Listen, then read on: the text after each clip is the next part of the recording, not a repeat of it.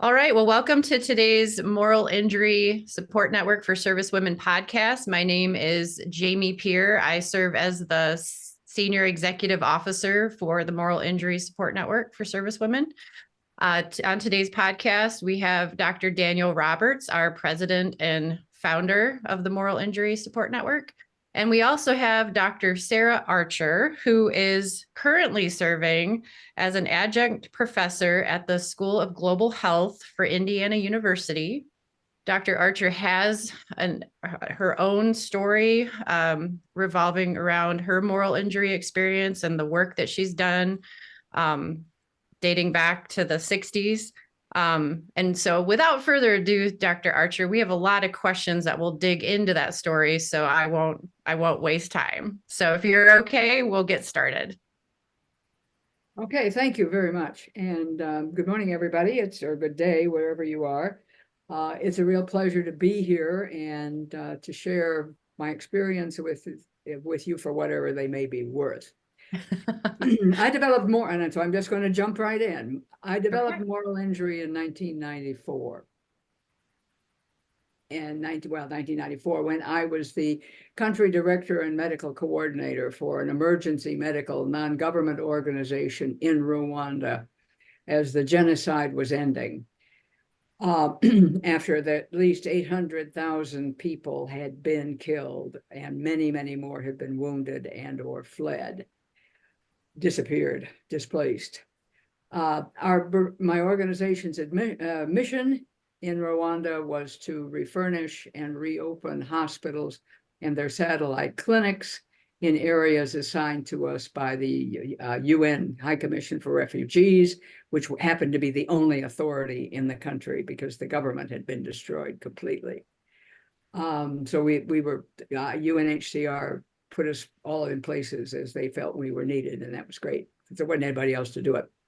We also were to train anybody we could recruit and convince to learn about primary health care, because the previous staff in these facilities were either dead or had fled the genocide, might come back, but hadn't yet. So, because the killing was still going on, but not nearly at the level, thank God, that it was before.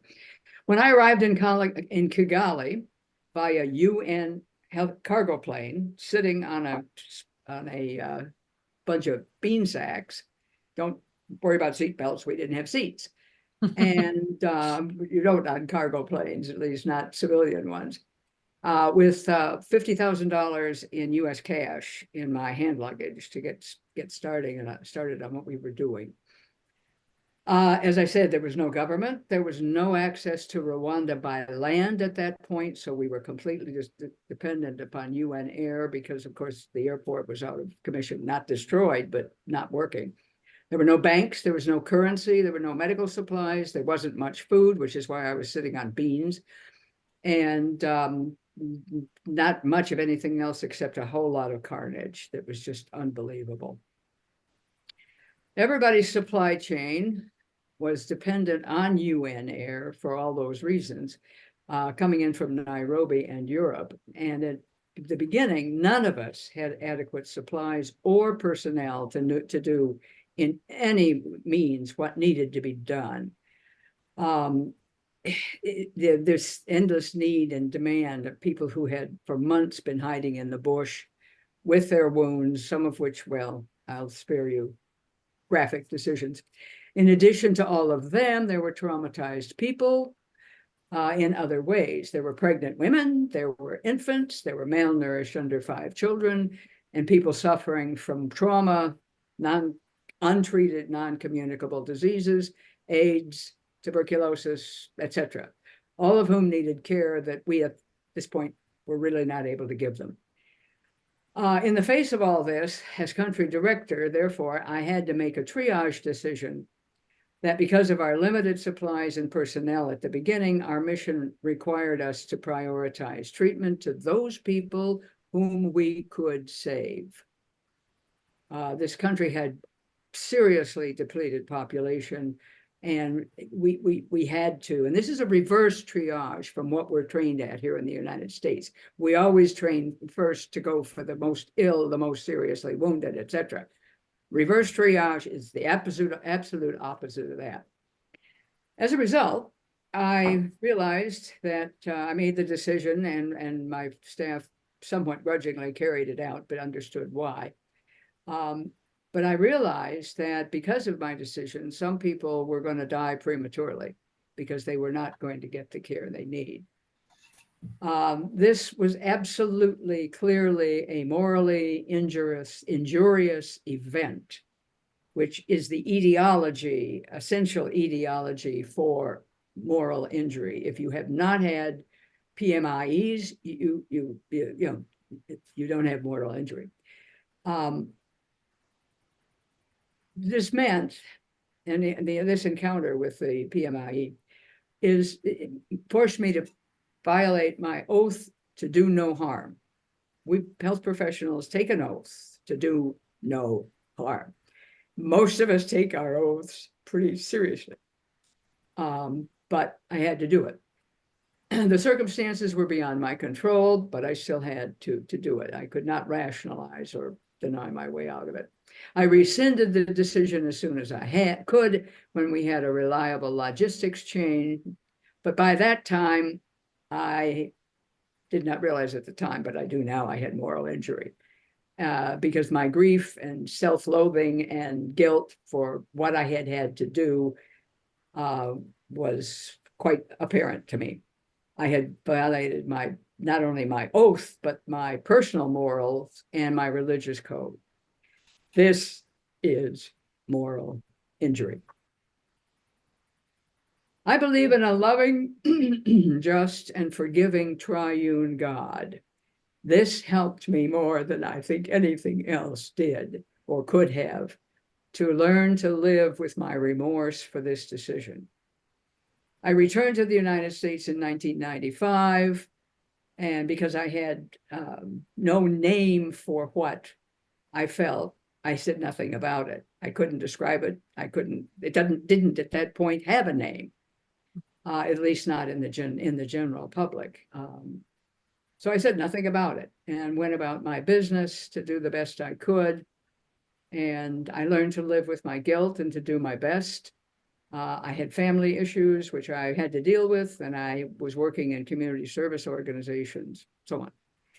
Fast forward to 1998, I was invited to volunteer as a role player and as an NGO role player in the capstone exercise at the Army's Command and General Staff College at Fort Leavenworth. All the majors who are possibly going to be promoted have to go through this course. So we had a very large, very interesting and great training audience. My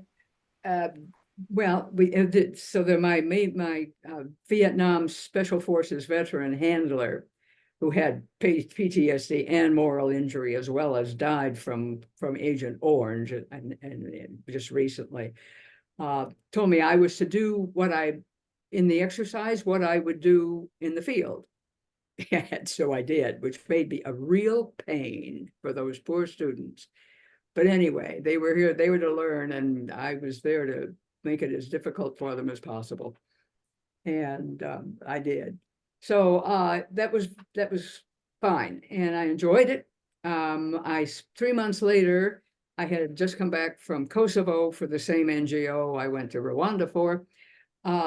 This before the bombing started, and there was a phone voicemail on my phone. Bitch, call me. I said, oh, it has to be him. So, well, of course, it was the Kansas phone number. So I called him back, and he invited me urged me actually to go to work with them. They were deciding they were going to really have to use civilians. He says, you were such a pain in the ass that we've decided to hire you. And I said, good, I intend to be even worse. And he said, that's what we figured. So we were off, and it turned out to be a great experience in many, many ways. for the next 22 years. So this was super. And in the course of those 22 years, I got to talk to a whole lot of soldiers, sailors, airmen, and Marines all over the world. And our troops, NATO troops, African troops, they all have it. And when you start talking to them, you can hear about it. I still didn't know. Remember, I still did not know what it was, what I had, what to call it.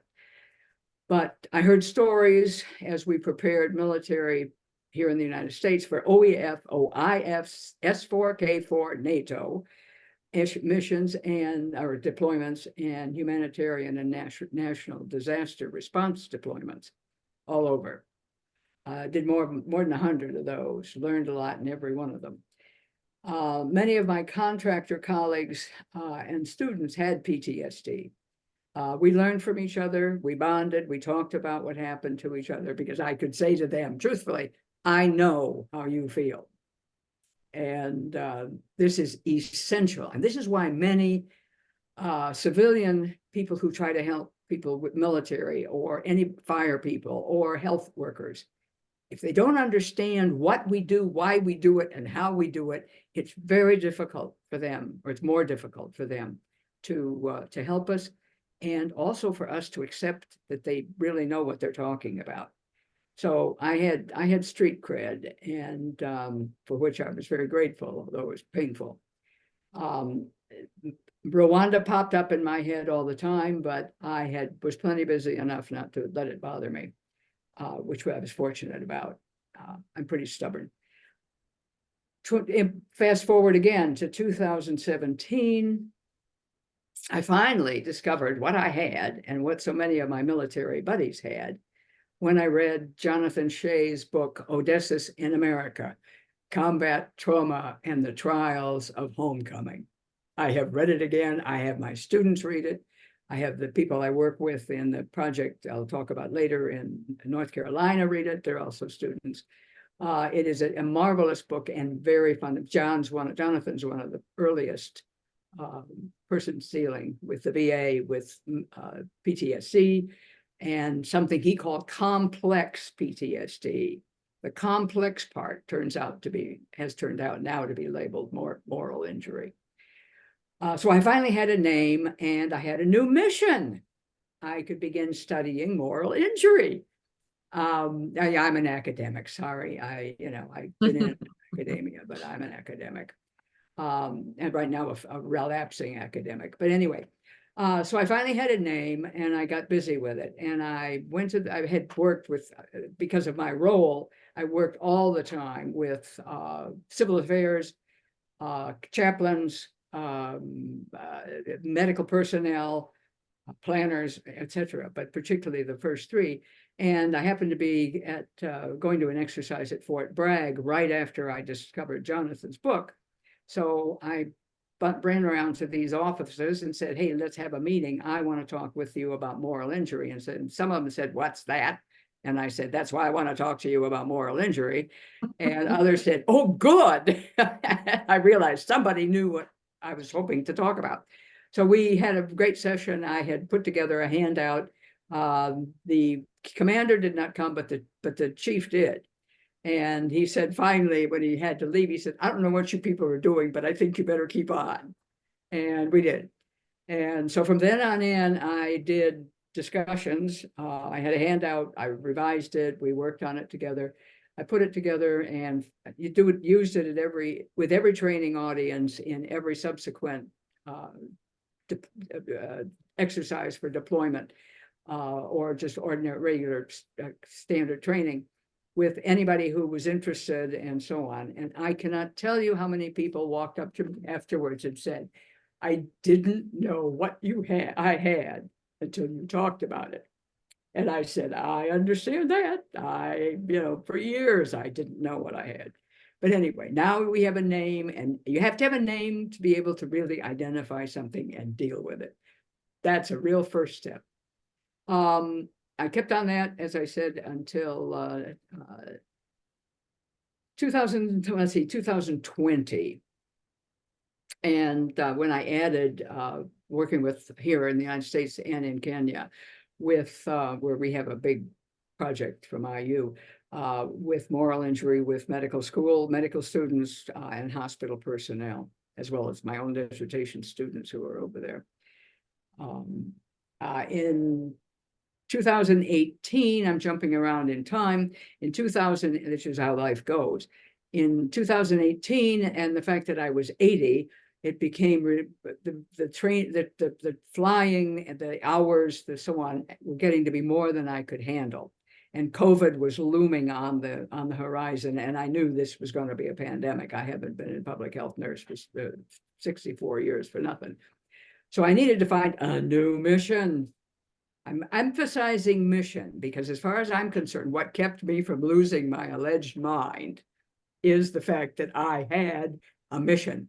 And when I sort of wore out one or went away, I found another one. People without missions die, as far as I'm concerned. Anyway, I figured I better get a new mission. And that was, I've been asked before to join the Global School of Public Health here at IU, and had said, no, I'm too busy. And as I realized I was going to be going out of the military business, I said, yeah, I'll do that.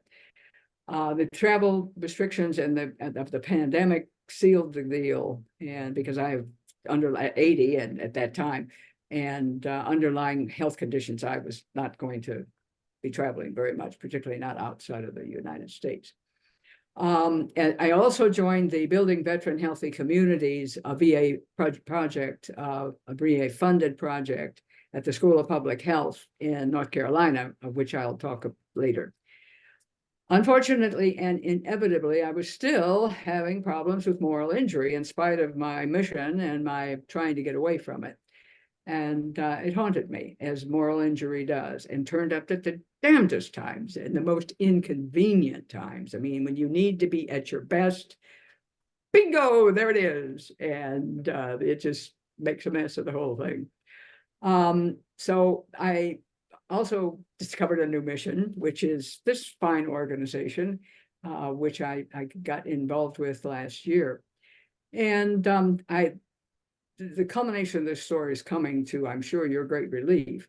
But on November 15th of 2023, I was working with Annette Hill, who was this other keynote speaker, for our conference in September, which I hope you all will attend. We were coordinating our two keystone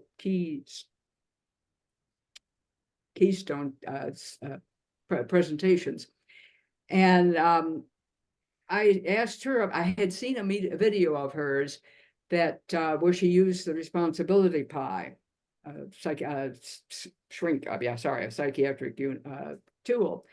And we were talking about whether or not she was going to use a demonstration in her half of the keynote. And I said, well, I don't know anything about that. And what is it? And she said, his little sneaky clinician that she is, well, let's do it on you. And then you'll know. And I fell for it like a ton of bricks. And so we did. And about what the process is, and she'll talk about this more. And I won't on Tuesday, Wednesday, after I've talked on Tuesday, is that it's a pie. It's a pie chart, and a blank pie chart when you start out. And what she asked me to do was systematically talk about each of the circumstances, events, the shooting down of the plane of the two presidents, et cetera, and to put some sort of a percentage on that in terms of how was the situation that I got into had been created. And so I glibly started off and, this and this. And then, of course, there was an army and a militia, and they were killing people with machetes right and left, 800,000 of them, and so on and so forth and so forth. Shortening all of that, by the time she handed me the chart that she had diligently drawn while I was babbling away, 95% of the responsibility was already filled up, which left me with 5. Well,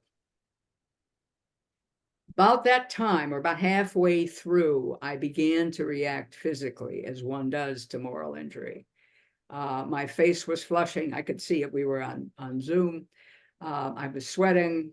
My voice was cracking. By the time we were through, I was getting pretty close to tears.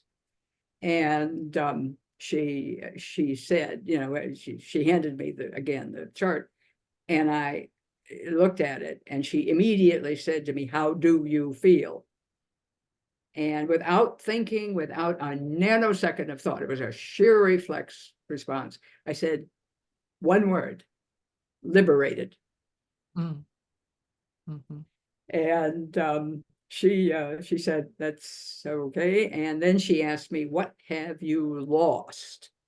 Because many people with this kind of illness, so apparently I'm told, I didn't have it, find some use in having this, getting sympathy, whatever. I never bothered with that. But what I did say was a weight off my shoulders. And then I added as an epiphany that I no longer had moral injury. It was gone. So it is curable. There's another takeaway. Please, it sounds crazy, but it happens. Just something as simple as what she did got me out of my emotional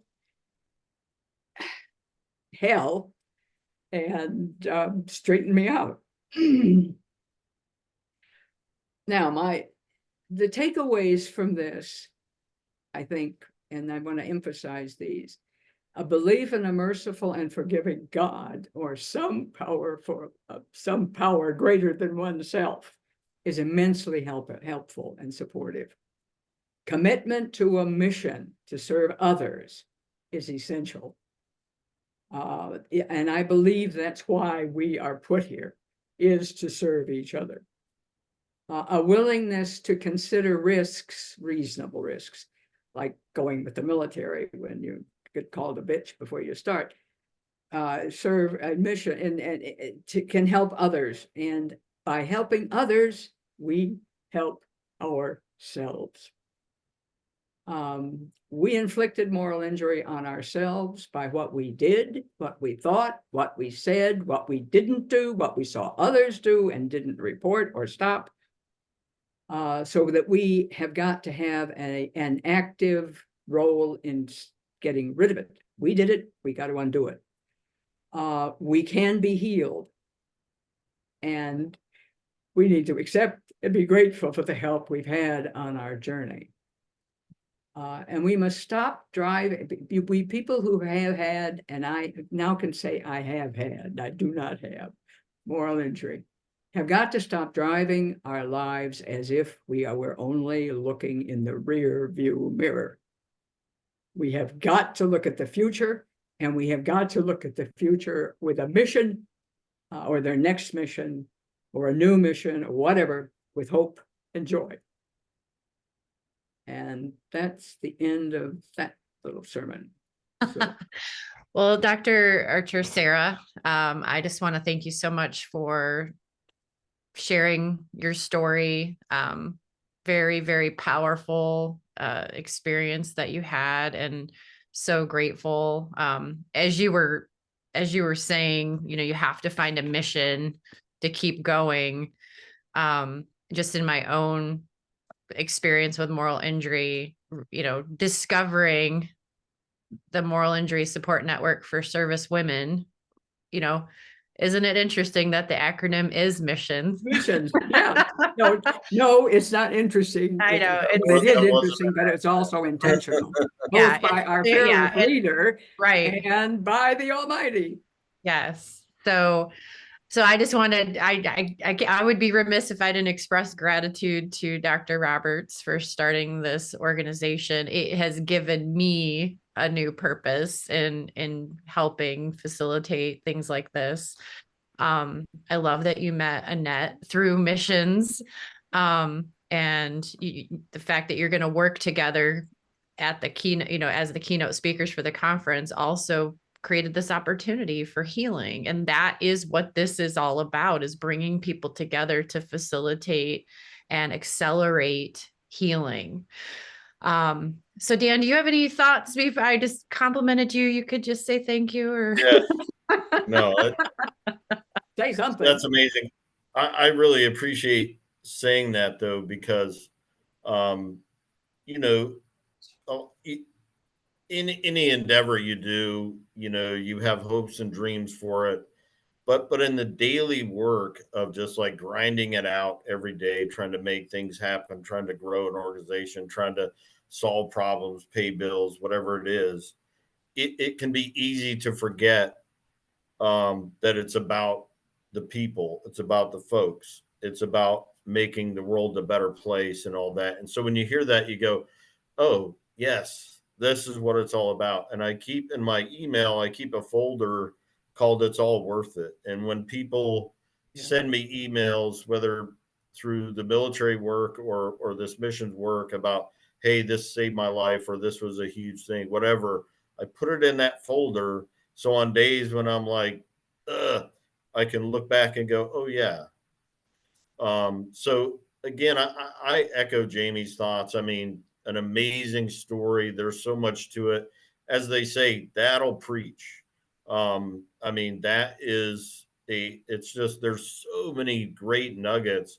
And I love how you finished with, here's some real takeaways that people, I think so many people relate to bits and pieces of your story, even if they've never been a medical person, even if they've, if they've been a soldier or something else, there's a piece of it they can just really sink their teeth into. What I'd like to do before I pass it back to you, Jamie, is what I'd love for you to do, Sarah, is to take everything that you just said from start to finish, put it in a nice Word document, send that to me. And I want to include it in as a chapter in volume 3 that we're working on. So we publish a book each year or so that has moral injury research, discussion, intervention, support methods in it. And you can add to that story to a lot of other parts, because as long as you want to make it, we'll take it and we'll put it in volume 3, because I think there's, the story bits, the takeaways, the what do you call it? The pie, the responsibility pie. Yeah, all those pieces. I want people to. So yeah, if you could just build all that in, add whatever parts of the story you want. Doesn't matter how long it is. Push that to me as a Word document. I'll build that into as a chapter to volume 3, because it's super powerful. So thank you so much, sharing from the heart, just giving us the unvarnished truth, and I appreciate that. Your decades and decades of experience we can all learn from. So thank you very much. Yes, thank you. So we're going to kind of move into current situation, with your work as a public health academic. And so it's, a lot of these questions are going to be along those lines. And this is, and just know that, everybody that's listening, these are going to be just snippets of her experience, but coming to the conference, you'll be able to have dinner with Dr. Archer and ask her all the questions that you would love to ask her. At least try. Yes. So I'll start with our first question. So with your extensive background in public health and experience as a consultant on moral injury, how would you describe the relationship between the social determinants of health and moral injury? And I want to admit up front, we used that phrase a lot in our discussions, but I had to go do a little bit of research on what those were. So if you wouldn't mind helping those of us that may not be as spun up on what those social determinants are, but then how do they interplay with moral injury, and in what ways do you see these factors intersect and influence one another? So Here's your question. Thank you. Yeah. Well, since I had the questions in advance, I am prepared at least to give a try to answer. Social, I'm going to be fairly academic about this, but that I'm a relapsing academic. I've already told you that. Social determinants of health, or SDOH, which I probably will use from here on in, are broadly defined as the conditions in the places where people live, learn, work, and play that affect a wide range of health and quality of life risks and outcomes. Academic, but pretty descriptive.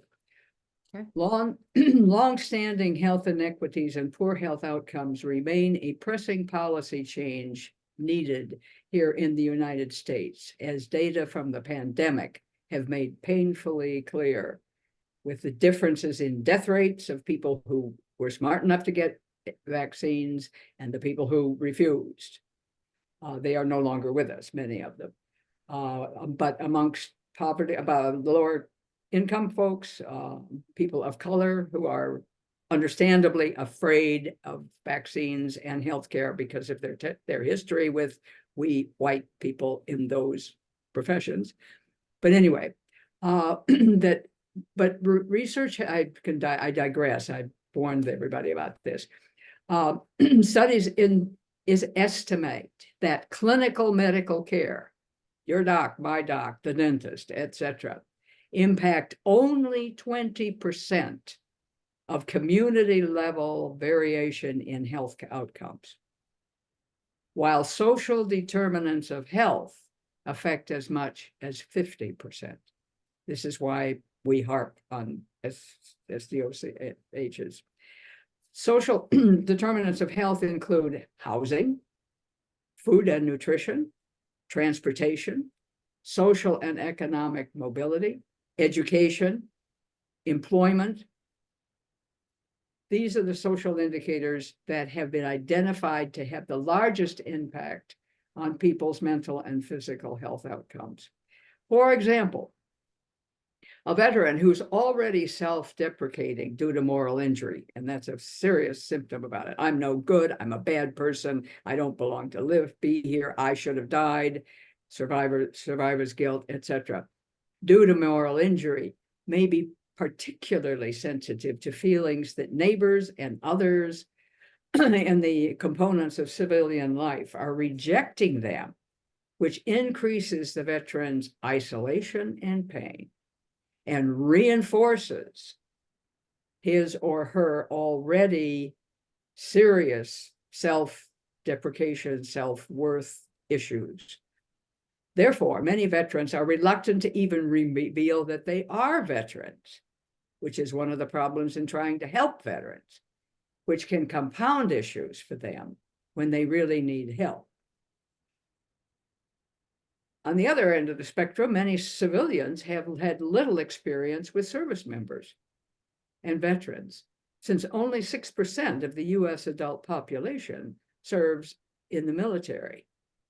And so civilians and veterans may not, and I propose do not understand each other very well. Another issue is affordable housing is a problem for everybody in the country. Mortgage rates are up.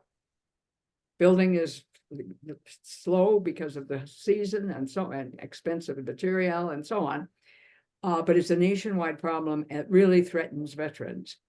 In January of 2022, the veterans report, a report came out from DOD that the number of homeless veterans who were serviced by VA or the Department of Veterans Affairs in 2022 was 35,574, and this was a 7% increase over the previous year.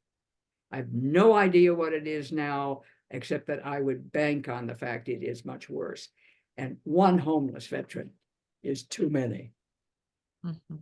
Now, this background suggests that social indicators of health, or social determinants of health and moral injury, may often feed off each other into a negative and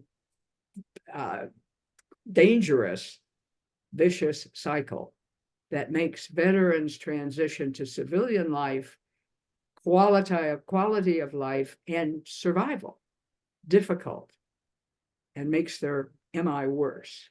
So there's the interplay, that these factors that veterans don't really have much exposure to, as I'll talk about in a minute, can make their moral injury worse because it affects them and their isolation and so on. Okay. Yes. Okay. Well, that was a big part of my next question, was how did these things affect veterans specifically? But I think you answered that beautifully. So my next question. I'd like to add something, if I may. Sure. Yes, please do. I've written this out. You made the mistake of giving me the question. So No, you're totally fine. For preparation. Okay. Many career veterans are children of military families. They went to military schools, they enrolled in ROTC, and they enlisted in the service shortly after high school or college, and then served a 20-year career or more. In short, the veterans have lived predominantly in a military bubble for much of their first 4 or 5 decades. So on retirement, they suddenly enter society essentially for the first time. And it is not surprising to find that the social indicators of health and the complexity of this society leads to, again, this relationship between the downward cycle of moral injury, and I don't know what to do here, and there's too many. I mean, I've talked to veterans. Even something as simple and basic as going to the grocery store. I mean, at the commissary, you have choices, but not 6 or 7. At the big box grocery stores here, you have it, and nobody wants to be making all these choices. I understand, having lived in Asia for 9 years consecutively, I understand how difficult it is to come home just because of the complexity. And this is extremely difficult for veterans. The real problem with this is suicide, because that's where moral injury ends, literally. Mine ended obviously otherwise, but too many people's moral injury ends in suicide. And the military are trying to do things about suicide, but this is not easy. The suicide rate for our veterans and service members is 1.5 times greater than in the civilian population. The sort of good news, anything positive is good news, is that the rate has decreased from 22 veterans a day committing suicide to 20.6 daily suicides. 1 veteran suicide is too much. The confluence of lack of experience with civilian life and its social determinants of health, loss of their familiar and more predictable military, social, and environmental milieu, their loss of military mission. Military is all about mission and esprit de corps. I have never in my life, in 22 years, I saw it, the level of closeness that these guys and gals develop with each other, which makes combat so deadly for everybody, because you lose your friends. The government or the command or circumstances lead you to do things you don't want to do, and you feel betrayed, which is the other cause of moral injury. What I did myself, and being betrayed by people or institutions whom I trust and who have betrayed me. Our most recent example, large example, is the precipitous withdrawal from Afghanistan in 2021, leaving behind so many of the Afghan people who risked their lives and those of their families to help us, and whom we promised to get out and save from the Taliban. And we did not. So a lot of people have moral injury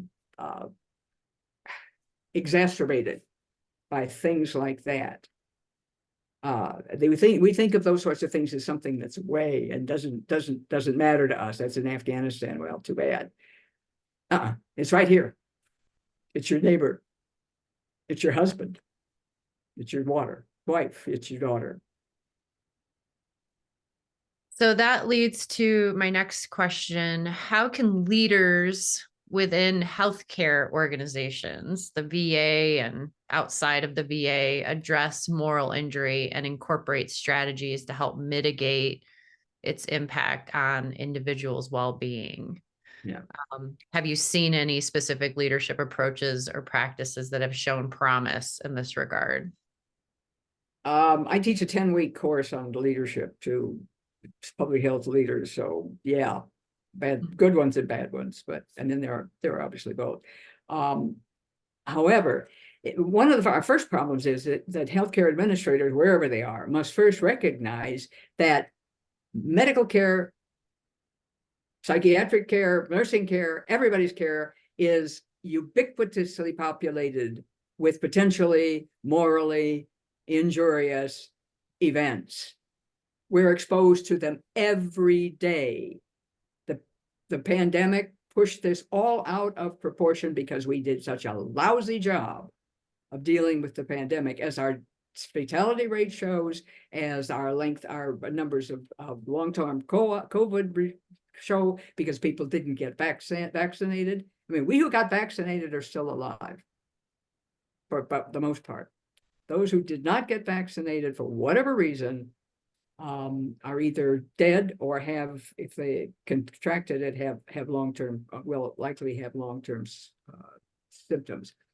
And this affect these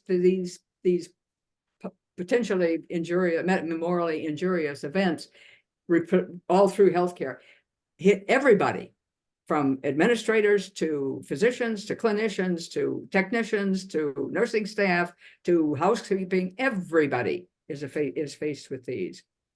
And we have got first to identify them and realize that they are there, and then start carefully to look at them and do something about them.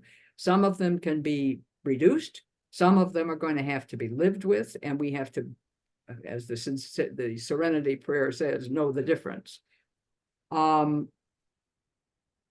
Practice participative, transparent leadership, a very rare commodity in most organizations. Treat staff as you want to be treated. Ask staff for recommendations and listen to them. Novel idea. And act on what they recommend if you possibly can. And if you can't, explain to them why. Don't just leave them hanging. Practice equity. Equity, I get very tired of people who conflate equity and equality. They are not the same, painfully. And equity means that you meet people's needs as they are, where they are, when they are. Equality is everybody gets the same. If you give everybody the same, you haven't done anything to help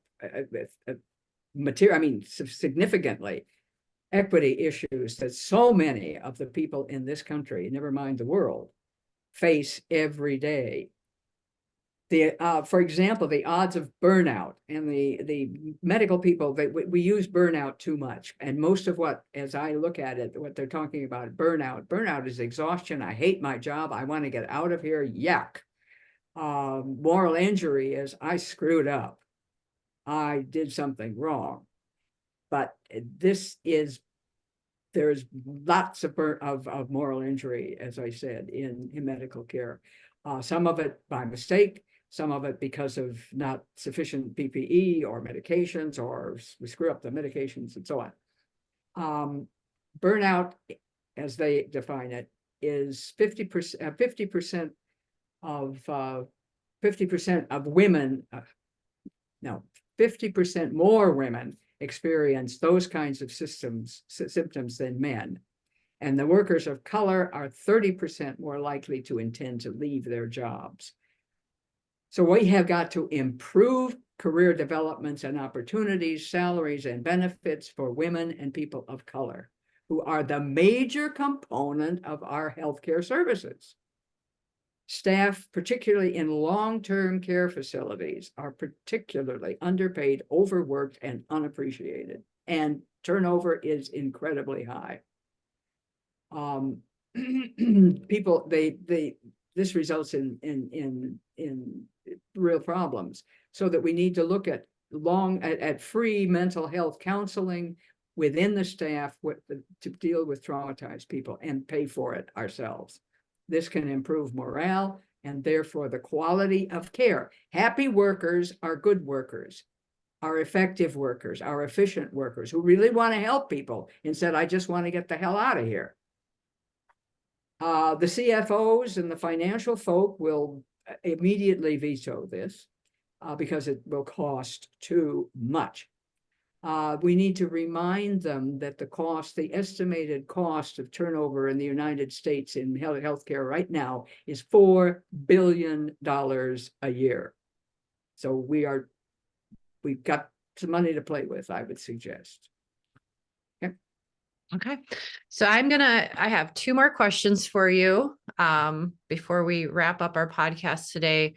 And I think one of the things that you and I have talked about, Dr. Archer, is at least in my own experience, is you come into these situations and what is told to you is it's about duty, honor, country. It's about doing no harm. So we're kind of set up for moral injury and that we expect these values to be adhered to, but the reality on the ground is so much grayer than that. And having that heads up, I guess, is what you call anticipatory guidance, right?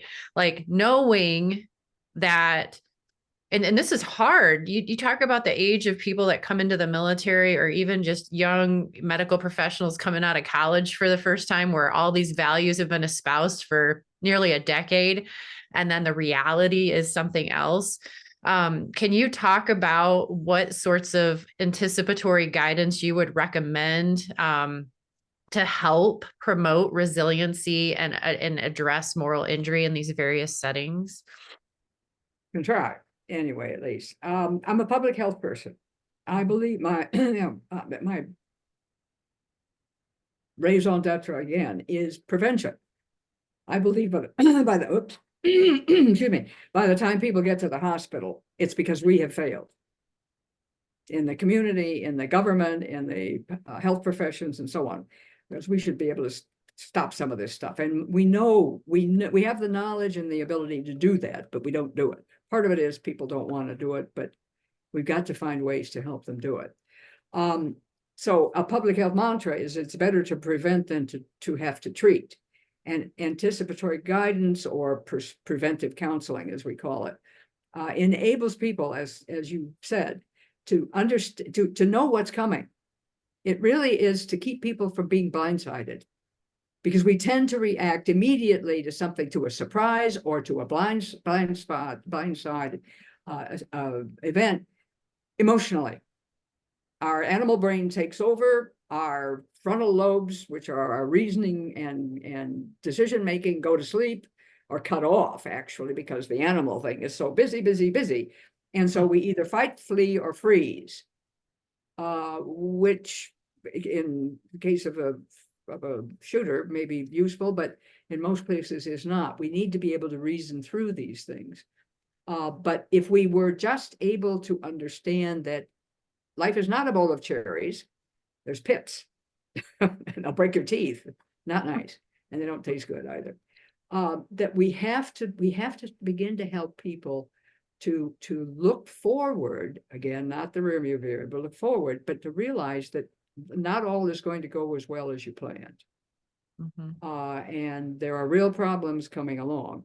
Most of the use of anticipatory guidance right now is by pediatricians in helping them to help families, parents, new parents, up to 17-year-old, which is pretty, then tired parents by then, to understand why their kids are doing what they're doing and what's normal and what's abnormal and what the heck to do about it. Because the second mantra is, if you can't prevent it, you better find it early and do something about it, where you get rid of the primal cause, prevent it, or get it early and mitigate it as you suggested.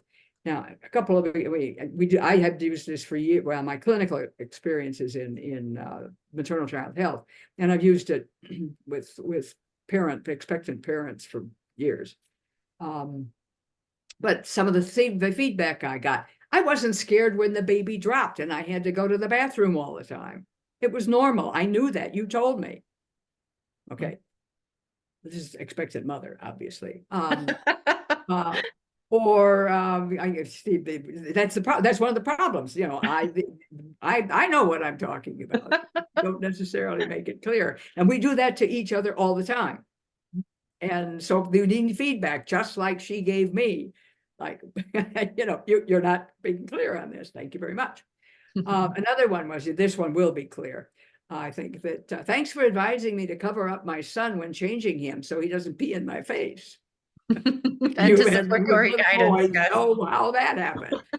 So anticipatory guidance can help in a lot of situations. Let me tell you one I tried with the Army. Well, anyway, between 2017 and 2020, when I left DOD, I proposed anticipatory guidance to senior NCOs, getting their troops ready to go to all sorts of places where I knew they were going to get shot up, asking them to have group discussions with the troops about what they were likely to experience in combat before they get to combat. This is important for all troops, but as you indicated, it's essential for kids under 25. Our brains, our frontal lobes do not mature completely, perhaps some of us ever, but for all of us, much before we're 25. And think of the age distribution of our service people. We got a lot of people under 25, and some of them still in their teens. So that we really need to help those folks, because they are not prepared. Maybe we know none of us are, but they are even less prepared than the rest of us to take on the emotional and mental reactions that they're going to have when they see someone killed, or kill someone themselves, or their buddy is killed, or their vehicle is IED'd, and half of them are dead and the other half are wounded. I mean, they can't deal with this. None of us could, but at least if they knew this might happen, they might be able to better cope with it on the spot, which is essential to save their own lives, but also later when they start thinking about it in the middle of the night, when it comes back as a nightmare. This is called PTSD. So, and it can also, most of us don't have, well, MI people can have nightmares too. Well, when I talked about this with the senior NCOs, shall I say, they were not overly enthusiastic. Some of them said, I mean, some of them just looked at me like, oh God, we know you're from another planet and you should go back. But others said to me things like, if I do that, they'll never go. And I said, they don't have any choice. I said, they have to go. So you really need to do this. Well, it'll undermine morale. And I said, so will what happens to them. I didn't get very far with that. So I switched to the second mantra, which is in public health, that early detection and prompt intervention. And I asked the NCOs to be alert when the troops returned. This is after the fact. We've lost the possibility of preventing this. Now we got to deal with it. Returned from the mission, especially if there'd been casualties or worse yet, fatalities. And to be extra observant, again, to the under 25s, if it doesn't look normal, find out why. Get them in a group when they come back. I mean, let them go to chow maybe, or even do this at chow. Get them in a group to talk about this, to air their feelings, to get them out so that they don't internalize them, which will leave them inside of them to fester. And the sooner we do this, the better. It's called talk therapy. I mean, it's much more sophisticated when you go to your shrink's office, but this is basically talk therapy. Get it out. Get it out where you can look at it and in a group, because everybody's had the same experience, so that I don't feel I'm the only one. Mhm. And I know I have other people I can talk to who understand and have shared this experience and are going to be able to accept me without saying, you did that? Ugh, which is a civilian reaction that I've seen happen. Mhm. And this is so important.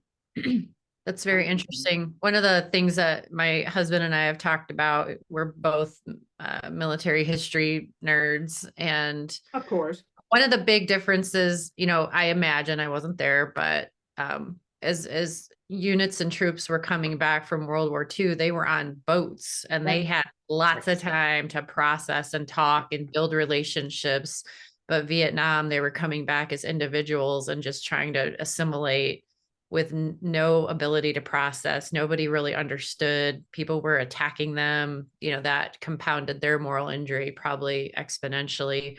But not to get on another topic, before we Absolutely. wrap this up, I want to give Dan an opportunity to, I love asking questions. So I'll give Dan an opportunity to kind of wrap up any questions he might have. And then the last thing I'd like to ask, is there anything that you would love the audience to know? And also just another reminder that you're going to be at our comprehensive moral injury conference, sharing the keynote with Annette Hill. But Dan, you have anything? Yeah. So thank you. The I think it's interesting, the anticipatory guidance to combat soldiers, and I feel the same way. I think I can easily see how they would think, we can't tell them that, they're not going to want to go, it's going to change their morale, whatever. I recently became friends with a special operator. He has been he's been in the Army for over 20 years. He's actually been deployed for 18 years total. I mean, he's elite of the elite. Personally responsible for the death of over 4,000 people, both close to close combat, face to face, 5 feet apart, and using drone strikes, artillery, and everything else. So he's been a death dealer for a very long time, and of course now he's struggling with a lot of post traumatic things. Um, but Yeah. one of the things that he does a great job of is talking about what it's like. I mean, he's been doing combat for as long as most of these young men and women have been alive. And so he's able to have that anticipatory guidance in a way that I think they can hear and leaders can hear. Um, and but it's super valuable.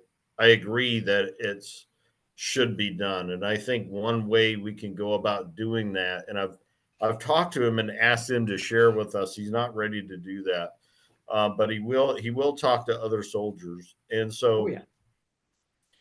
there is a way to do it, and I agree it's absolutely vital. He has an interesting way that he goes about it, in that he explains, what you'll feel at the moment is nothing, because you're trained to do this, but later, this is what I felt, this is what I experienced, this is how, the longer that I was doing combat operations, the more disconnected I became to my spouse. And then as he had young children, it became even worse, because there were times that he was personally responsible for the death of young children. And then so it created this huge emotional gap between him and his spouse and children that he really struggled to bridge. And one example was, he said, early on in the war, they didn't have the kind of communication they had, but he said later on, as he could sit in his office, basically eat lunch and watch drone strikes and artillery strikes and all that stuff. He had multiple phones, multiple ways of communicating. He could actually pick up the phone every day if he wanted to and talk to his wife and kids, but he didn't talk. He went weeks without talking to him because every time he thought about doing that, it was like revisiting all this, you know, inner conflict with what he was doing, the person he had become, and you know, his family back home. Now he did become a strong believer, and his faith was hugely instrumental in helping him through all these things. And he believes and he operates as both, he can be both a Christian and a warrior, but you know, he's able to kind of work through those things. But he also has a behavioral health specialist he sees, he has a chaplain that he sees, all this stuff. So I think those kind of conversations can be had. I think it's often about matching the audience with the voice, you know? And I think you're a great voice. I think you did a great job. But sometimes, you know, as military leaders, they just not open to hearing from people that aren't them. But if you can get them Sure, those to three. have those conversations, I think it can be really huge. So anyway, that's I'll turn it back over to Jamie at the end. I do want to have a few ending words, but I appreciate all that you said, and I think there's a lot more that we can continue to do as as a community, as a nation, to support folks that are doing things that, like you said, civilians really don't want to know about, because if they did, then they could be morally injured on some level, Right, you it's know. So catching, it's yeah, contagious. yeah, absolutely. So anyway, Yes. back to you, Jamie. Thanks.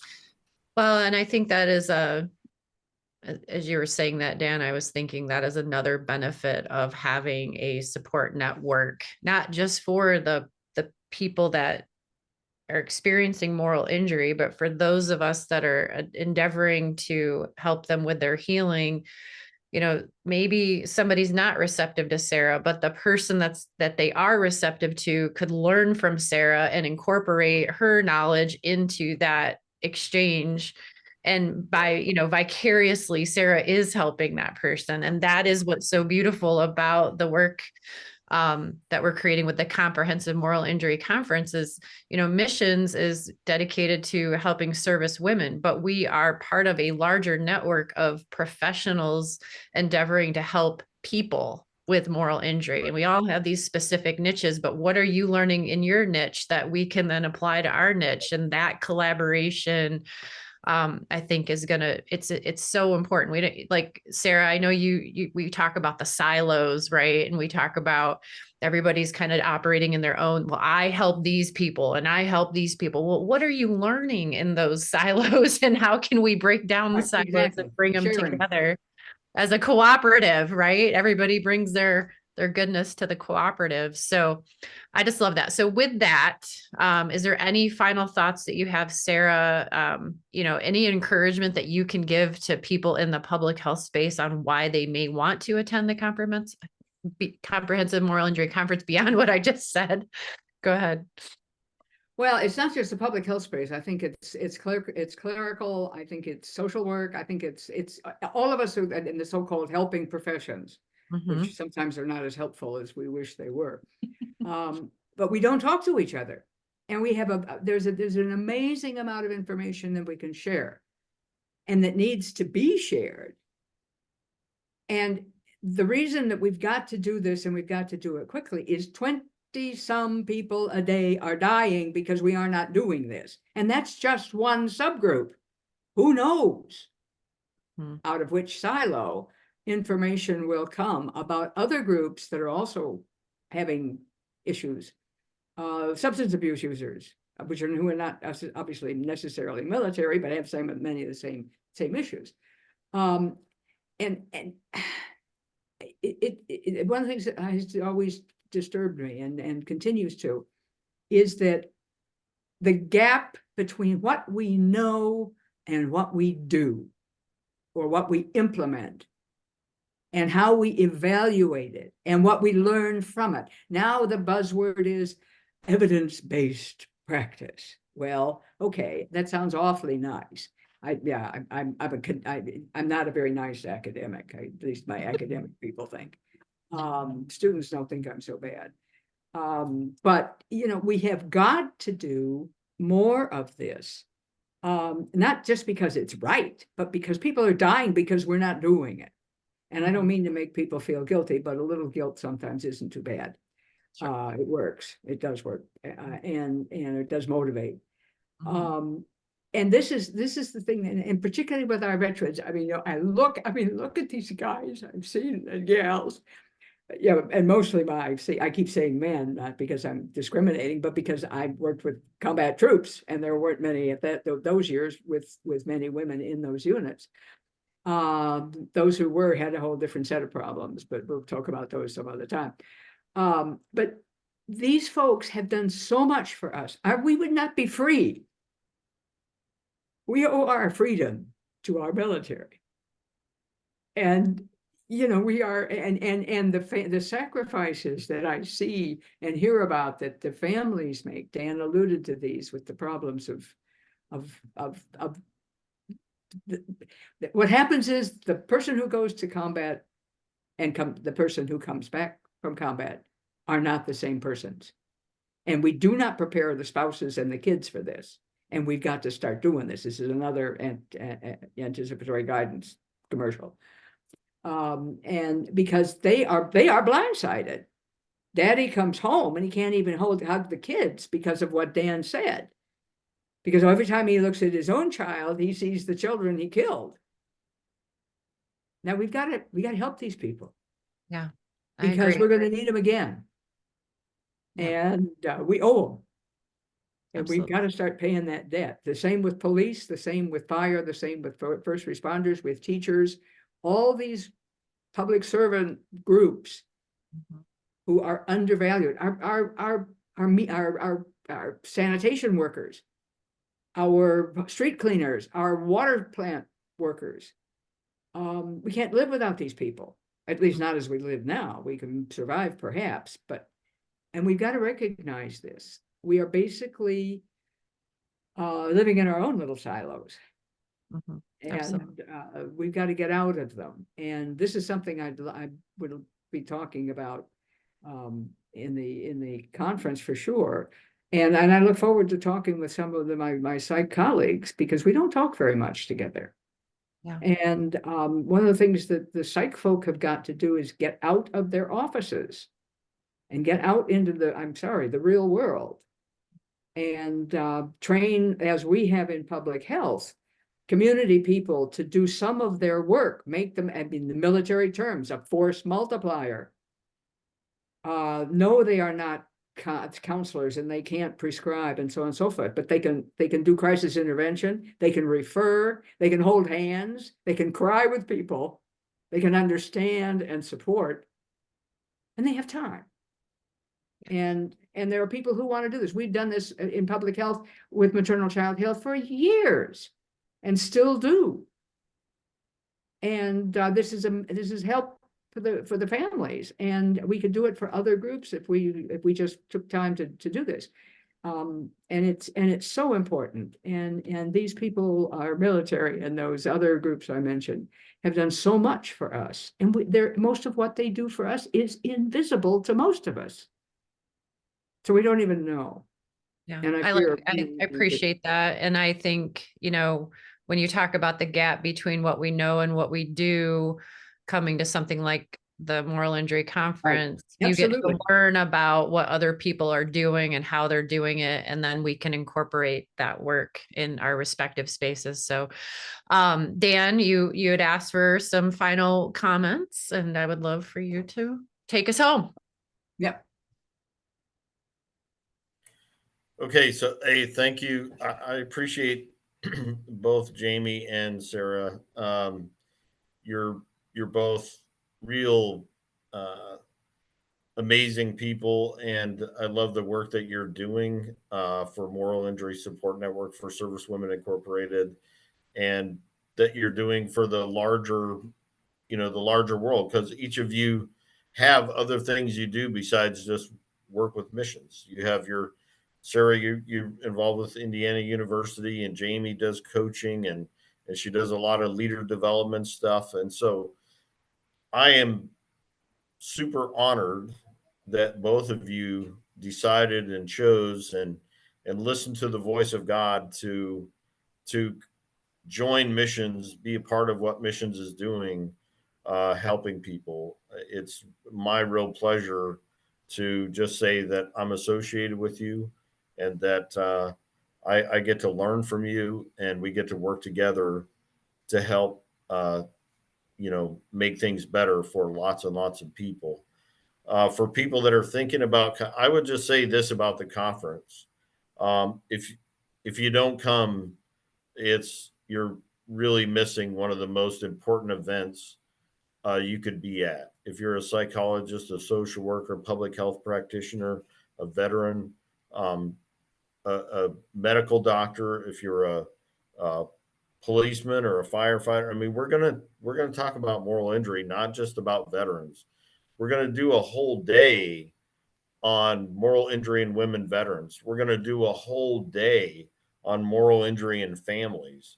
We're going to do a whole day where chaplains and psychologists can get trained and certified in building spiritual strength program.